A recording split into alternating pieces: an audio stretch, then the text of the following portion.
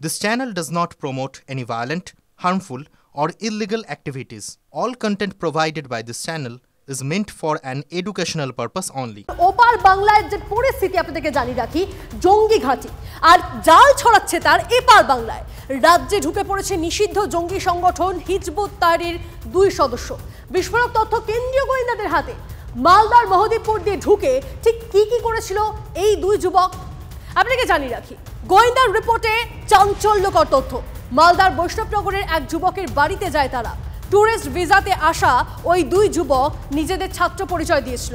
বৈষ্ণবনগরে ওই বাড়ি ছাড়াও ওই এলাকার একাধিক বাড়িতে তারা যায়। বেশ কয়েকটি বৈঠক করে দুজন। এরপর 2 জঙ্গি চলে যায় ধুলিয়ানে। সেখানেও গ্রামের যুবকদের নিয়ে বৈঠক করে দুজন।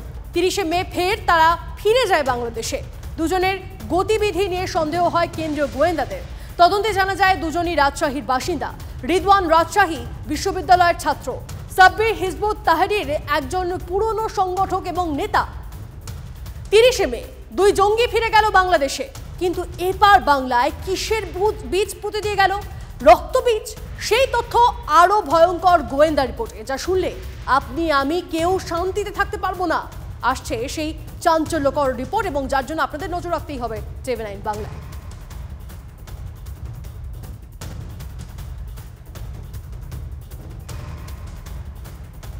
হিজবুত তাহরির আইসিসপন্থী ইসলামিক সংগঠন। পৃথিবীর প্রায় 57টি দেশে তাদের উপস্থিতি। মধ্য এশিয়া, পশ্চিম এশিয়া, দক্ষিণ পূর্ব এশিয়ায় শক্তিশালী সংগঠন। বাংলাদেশ এবং পাকিস্তানের পাশাপাশি ইন্দোনেশিয়ায় এই সংগঠন অত্যন্ত শক্তিশালী। খিলাফত প্রতিষ্ঠার লক্ষ্যে সশস্ত্র সংগ্রামের কথা বলে। নুসরা অর্থাৎ ইসলামিক সামরিক বাহিনী তৈরির লক্ষ্য তাদের। 2022-এ প্রথম তামিলনাড়ুতে হিজবুত তাহরির অস্তিত্ব প্রকাশ্যে আসে। সংখ্যালঘু যুবকদের মগজ ধোলাই করে বিদেশে নিয়ে যাওয়ার ছক কষতে থাকে এই জঙ্গি সংগঠন। তাদের সঙ্গে সরাসরি পাকিস্তান যোগেরও প্রমাণ মেলে। চলতি বছরের অগস্ট মাসে স্বরাষ্ট্র মন্ত্রকের মাল্টি এজেন্সি বৈঠকে হিজবুত তাহরির সংগঠন আশঙ্কাজনকভাবে বাড়ছে বলে রিপোর্টে উঠে আসে। 10 অক্টোবর ভারত সরকার হিজবুত তাহরিরকে নিষিদ্ধ ঘোষণা করে। এর মধ্যে চেন্নাইতে এফআইআর দায়ের করে তদন্ত শুরু করে এনআইএ। ধরা পড়ে হিজবুত তাহরিরের চেন্নাই মডিউলের 8 জঙ্গি।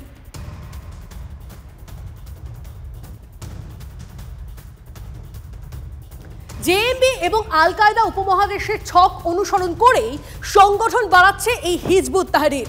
টার্গেটে কোচবিহার, মালদা, মুর্শিদাবাদ থেকে নদিয়ার সীমান্তবর্তী এলাকা। এই এলাকার পরিযায়ী শ্রমিকদের মধ্যে সংগঠন বিস্তারের চেষ্টা। পরিযায়ী শ্রমিকদের বড় অংশই দক্ষিণ ভারতে, বিশেষ করে কেরল এবং তামিলনাড়ুর বিভিন্ন শহরে কাজ করতে যান। ফলে দক্ষিণ থেকে বাংলাদেশ সীমান্ত পর্যন্ত যোগাযোগের সাংগঠনিক করিডোর তৈরি সহজ। দক্ষিণ ভারতে হিজবুত তাহরিরের যে সংগঠন, তাদের সঙ্গে সরাসরি যোগাযোগ পাকিস্তান এবং পশ্চিম এশিয়ায় থাকা হ্যান্ডলারদের। ফলে দক্ষিণ ভারত থেকে প্রয়োজনে লজিস্টিক সাপোর্ট পাওয়া সম্ভব। অন্যদিকে তাদের ছক পশ্চিমবঙ্গ এবং অসম থেকে সংগঠন করলে বাংলাদেশ থেকে ব্যাকআপ লজিস্টিক সাপোর্ট পাবে তারা।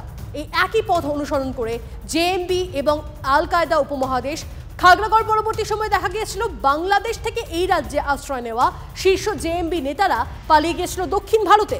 মুর্শিদাবাদে আল কায়দা মডিউল প্রকাশ্যে আসার পর 11 জনকে গ্রেপ্তার করা হয়। এদের প্রায় সবাই পরিযায়ী শ্রমিক এবং দক্ষিণ ভারতে অনেকে আশ্রয় নিয়েছিল।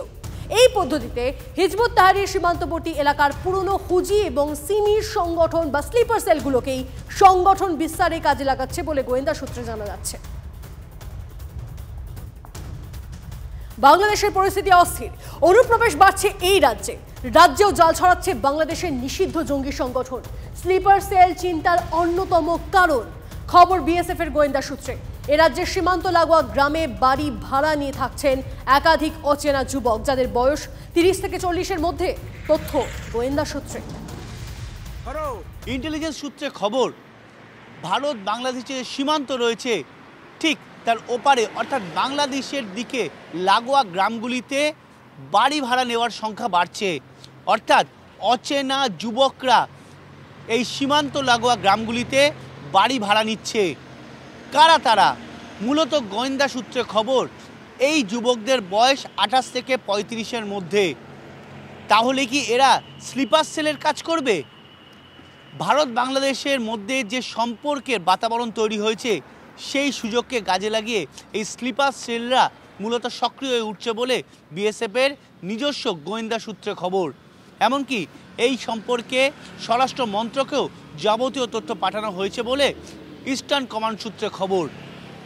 কোনোভাবে এরা সীমান্ত পেরিয়ে এদেশে এসে কোনো রকম জঙ্গি সংক্রান্ত কার্যকলাপে যুক্ত হয়ে পড়বে কিনা সেটাই এখন বড়সড় প্রশ্ন তৈরি করেছে। ক্যামেরায় অর্ঘের সঙ্গে সায়ন্ত ভট্টাচার্য, TV9 বাংলা, কলকাতা। পরিস্থিতি যথেষ্ট উদ্বেগজনক এবং আমরা কথা বলেছিলাম অবসরপ্রাপ্ত সেনাকর্তাদের সঙ্গে, তারা কি বলছেন শুনুন ব্যাক টু ব্যাক। যদিও সেখানে একটা অন্তর্বর্তী সরকার আছে, কিন্তু Bangladesh is totally under control যারা কট্টর ইসলামিক সংগঠন, হিজাবুল তাহিরি, অমুক তমুক আরও 3-4টি অর্গানাইজেশন, আল কায়দা, তারা চায় বাংলাদেশকে একটা কট্টর ইসলামিক রাষ্ট্রে পরিবর্তিত করার। যেরকম ভাবে বাংলায় অনুপ্রবেশ হয়েছে, আধার কার্ডের সব থেকে ইম্পর্টেন্ট ডকুমেন্ট হচ্ছে রেশন কার্ড, সেটা কিন্তু রাজ্য সরকার বানায়। একবার রেশন কার্ড হয়ে গেলে আপনার বার্থ সার্টিফিকেট যেটা পঞ্চায়েত লেভেলের দেয়, সেটা কেন্দ্রীয় সরকারের কোনো হাত নেই। আপনার কাছে যদি রেশন কার্ড থাকে, বার্থ সার্টিফিকেট থাকে, কেন্দ্রীয় সরকার বাধ্য আপনাকে আধার কার্ড দেওয়ার জন্য। এটাই হচ্ছে কোঅর্ডিনেশনের problem between central and state. এবং ভারতবর্ষের বাংলাদেশে পশ্চিমবঙ্গে কত হাজার এরকম স্লিপার সেলের লোক রয়েছে, আই হ্যাভ নো ক্লু।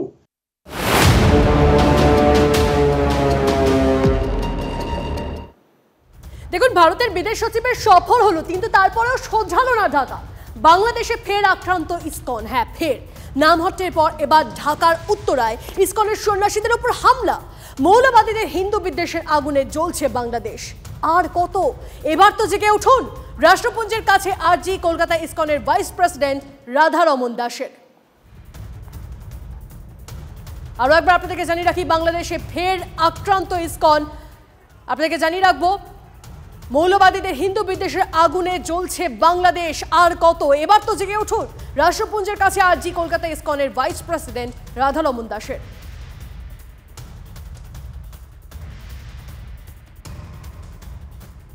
এতগুলা ছেলে পেলে আমাকে মারলো, মাথা ফাটাইলো, হাত পা ভেঙে দিল, এই পিছনে রড দিয়ে বাইরাইলো। এটার কি আমরা কোনো বিচারই পাবো না? কিছু হলে বলে গিয়ে দেশ ছেড়ে ইন্ডিয়া চলে যা। কেন? দেশ কি আমাদের নয়? দেশের জন্য কি আমার বাপদাদা যুদ্ধ করেনি? সারা বছরই এভাবে নির্যাতিত হতে থাকবো? এমন ভাবে মারলো আমরা। আমারে মনে করেন আমার মোবাইল নিয়ে গেছে, 10-15টা ছেলে পেলে মিলে আমাকে মারছে। আমাকে যদি মানুষজন বাইরে থেকে না আসতো, আমাকে তারা মেরেই দিত। আবার ছোট দিকে আমাকে হাউস পাউস করে চিৎকার, যা বাবাকে মেরে দিল, বাবাকে মেরে দিল। আমি তো ছোট বাচ্চা দুইটা কিনে রাস্তার মধ্যে যাচ্ছিলাম ওদের প্রতিষ্ঠানে যাওয়ার পরে, তো মনে করে আমি তো যুদ্ধ করতে গেলে মারামারি করতে গেলে আমি তো ছোট দুইটা বাচ্চা কিনে কখনোই যেতাম না। এবং আমার কাছে পুলিশ কমপ্লেনও করতে দিচ্ছে না। তা আমি কি করবো? কোথায় যাবো? কিছু হলে বলে ভারত চলে যায়। কেন? ভারত কি আমাদের দেশ নাকি?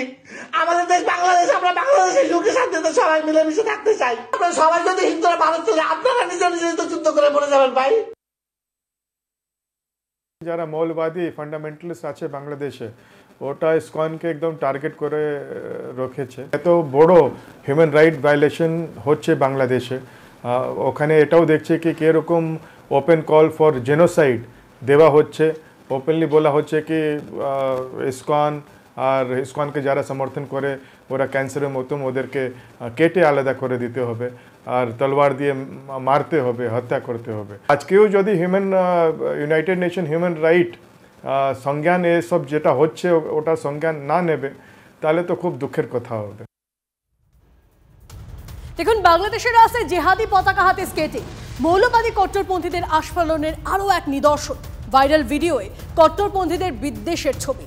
মাঝ রাস্তায় জেহাদি পতাকা নিয়ে কেরামতি দেখাচ্ছে সেই ছবি।